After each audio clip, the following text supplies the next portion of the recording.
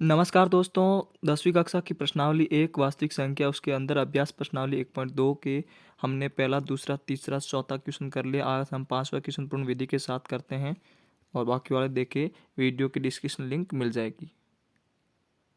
जांच कीजिए कि किसी प्राकृत संख्या n के लिए संख्या से की पावर n अंक 0 समाप्त हो सकती है।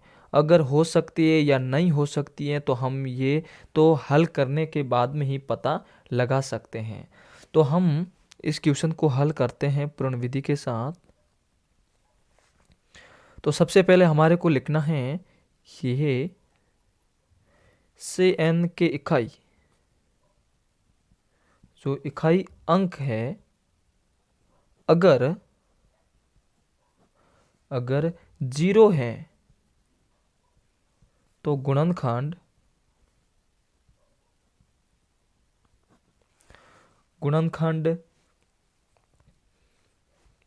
या उसका एक गुणनखंड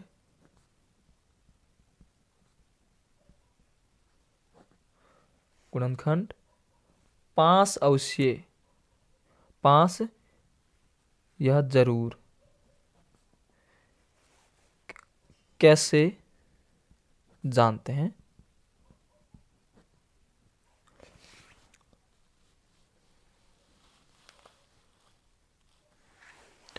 जैसे कि मैं आपको यहाँ एग्जाम्पल फॉर उदाहरण थोड़ा समझा के बाद में आपको वीडियो समझाता हूँ।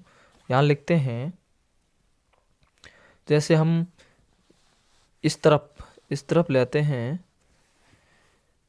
यहाँ, और इसमें गुणनखंड में मैंने जैसे लिख दिया 30, कितने लिखे 30, और इनको जब करते हैं भाग 15, हम एग्जाम्पल तौर पे देखते हैं।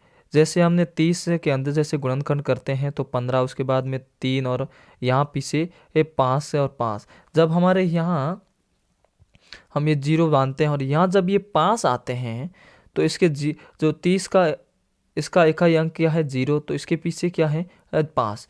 तो इसके अंदर आपको पूछा कि गुणनखंड 5 से ज़रूर हो, तो 5 है तो हमारा 0 समाप्त हो सकती है। अगर 5 या 0 नहीं आया तो नहीं हो सकती है। तो हम इनको हल करते हैं। जैसे से n जो हमने ये लिखे हुए हैं, तो इनका हम गुणनखंड करते हैं से n का।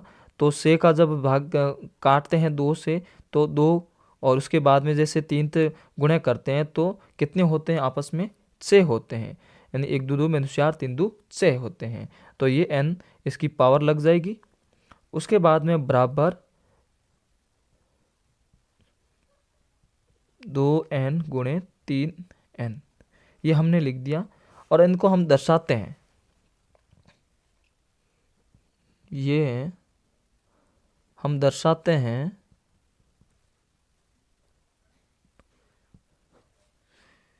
कि 2, ये लिखा 2 और 3 बराबर से n, यानी से की पावर n के एक अभाज्य है। गुणनखंड है, तो हम लिखेंगे इसलिए से n, यानी से की पावर n का इकाई अंक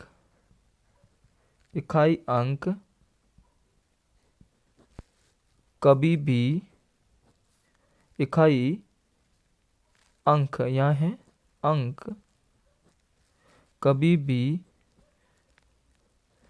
भी शून्य यानी 0 नहीं हो सकता है। तो ये